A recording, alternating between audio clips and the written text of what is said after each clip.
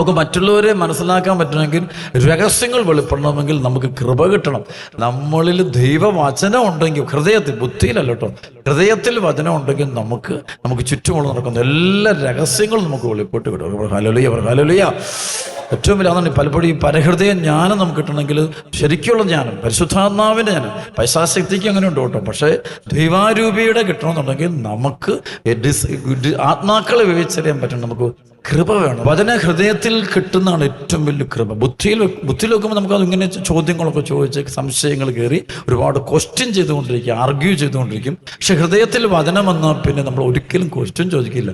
നമ്മുടെ നാവ് അടഞ്ഞു പോകും, നമ്മളൊരു സംസാരിക്കില്ല. സംസാരം വളരെയധികം കുറയുന്ന കാണാൻ പറ്റും. കൃപയുടെ കീഴിലെത്തുമ്പോഴാണ് നമ്മുടെ നാവൊക്കെ നിയന്ത്രിക്കപ്പെടും.